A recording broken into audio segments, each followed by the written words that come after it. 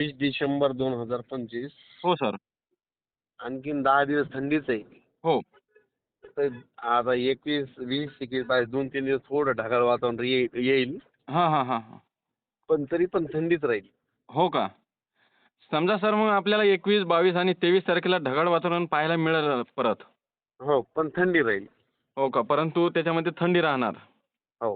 मात्र पावसाची शक्यता राहणार नाही. नाही, नाही. पाऊस सध्या नाहीच आता. एवढा महिना नाही, डिसेंबर महिना नाही.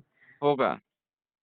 समजा डिसेंबर महिन्यामध्ये आपल्याला पाऊस पाहायला मिळणारच नाही. फक्त ढगाळ वातावरण. डिसेंबरमध्ये नाही आणि जानेवारीत पण नाही भेटत. हो का? हं. समजा मग जानेवारीच्या शेवटच्या आठवड्यातनी भेटेल का आपल्याला पाहायला पाऊस किंवा 20 ढगाळ वातावरण? जानेवारीपर्यंत थंडी आहे आणखी. 1 महिना कंप्लीट. 1 महिना कंप्लीट अजून थंडी आहे. हं.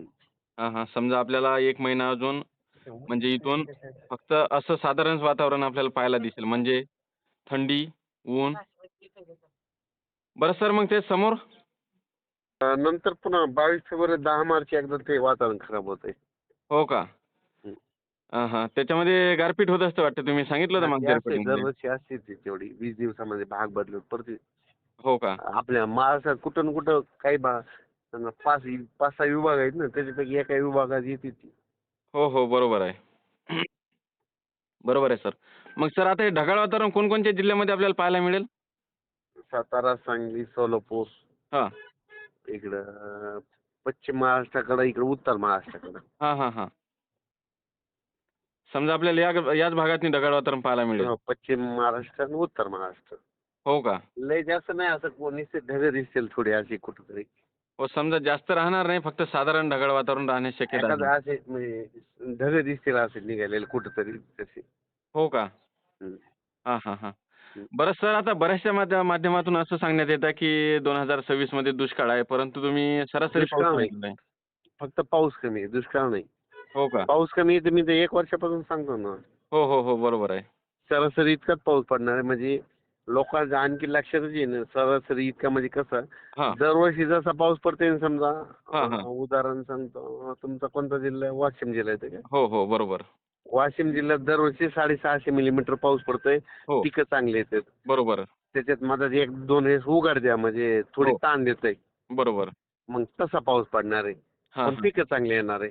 हो आणि का? यंदा तुमच्या वाशिम जिल्ह्याला 1400 मिलीमीटर पडला म्हणजे दुप्पट पाऊस पडला. तसा नाही पडणार पुढच्या वर्षी. हो, यंदा आपल्याला अतिवृष्टी, ढगफुटी दृश्य पाहायला मिळेल चांगलेच. तितका नाही पडणार असा. हो का? बरं सर मग काही खंड वगैरे राहणार का समोर? थंड नाही काही नाही उगाच थंड 10-15 दिवसाचा असतंय तेवढा. हां, हां, हां. तितका तर ठरलेलाच आहे बघा कधी हो, पण. हो. ते तर आहेच. ते तर आपल्याला दरवर्षी तेवढी उघड पाहायलाच मिळते. हां, 20-22 दिवस असतेच तेवढा. हो, हो. बरोबर आहे. बरं सर आपल्या चॅनलवरती काही नवीन सदस्य येत राहतात, तर त्यांना तुम्ही परत एकदा पेरणीविषयी अंदाज द्यावा सर. म्हणजे जून महिन्यातला. पुढच्या वर्षीचा अंदाज सुद्धा काढून ठेवला. पाऊस सरासरी इतक्यात पडणार आहे, पिकं चांगली येणार. हो. वाटल्यास तुम्ही बघा चिंचेच्या झाडाला चिंचा खूप लागल्यात. हो, बरोबर आहे. म्हणजे ते पुढच्या वर्षी माल चांगले होणार त्याचा अंदाज त्या झाडाने दिलाय. हो, बरोबर आहे.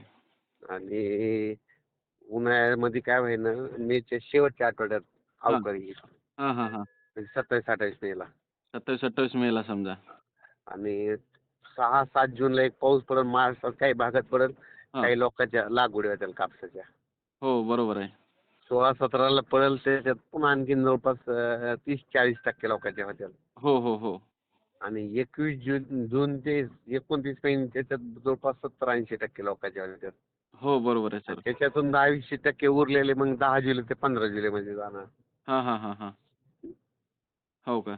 आणि सर थंडी थंडी कशी राहणार पुढच्या वर्षी? पुढच्या वर्षी थंडी कायमच राहणार, अशीच राहणार. हो का? हं. तारीख तेच राहणार का तारीख बदलणार मग? नाही थंडी पुढच्या वर्षी 12 नोव्हेंबरला येणार आहे. 12 नोव्हेंबरला. हं. समजा 10 दिवस लेट होणार समजा पुढच्या वर्षी हं. थंडी मग. हां, हां, हां. बरं सर तुम्ही शेतकऱ्यांना काय सांगणार तुमच्या माध्यमातून आता? शेतकऱ्याला म्हणा पुढच्या वर्षीचं पीक पुढच्या वेळेस पाऊस कमी असला हो. नंबर 1 कापूस आहे जरा. हो का? सोयाबीनचं पीक चांगलं येते म्हणजे कमी पावसावर. काय म्हणजे नुकसान होत नाही. हो, हो, हो. बरोबर आहे. कापूस, सोयाबीन हे हो. पिकं लय जोरात येतात. बरोबर आहे, बरोबर आहे सर. हं. बरोबर आहे. आणि सर तुम्ही गहू पेरला वाटते ना? मला वाटते 70-80 न पेरला तुम्ही. तर काय पोझिशन आहे हो. आता सध्याच्या वेळेला? नंबर 1 आहे गहू. आणखीन तुम्हाला 15-20 दिवसांनी त्याचं हिरवे ऊस हरभराचं चालूच आहे समजा. हां, आता हां. सध्या माझ्या जरा प्रोग्राम आहे ते उद्घाटन आहे त्याच्यामुळे चालू आहे. हो का? हां, हां. मोटर चालूच असते. हो का? हम्म. हां, हां. 2 गडी तर दररोजचं 1.5 एकर भिजल्याशिवाय त्यांना म्हणे तसं घरी यायचं नाही. हो, हो. बरोबर आहे. म्हणजे 4 स्प्रिंकलरचे सेट आहे, 2 रेन पाईप आहेत. हां, हां, हां, हां. म्हणजे सगळं नियोजन लावून आपलं सुरूच असतं ते. हो, हो. बरोबर आहे, बरोबर आहे. दररोज 1.5 एकर रान भिजवायचं त्यांना तेवढंच काम. हो का? हं. बरोबर आहे, बरोबर आहे. बरं, बरं. शेतकऱ्यांना एक महत्त्वपूर्ण आणि डिटेलमध्ये माहिती दिल्याबद्दल धन्यवाद सर.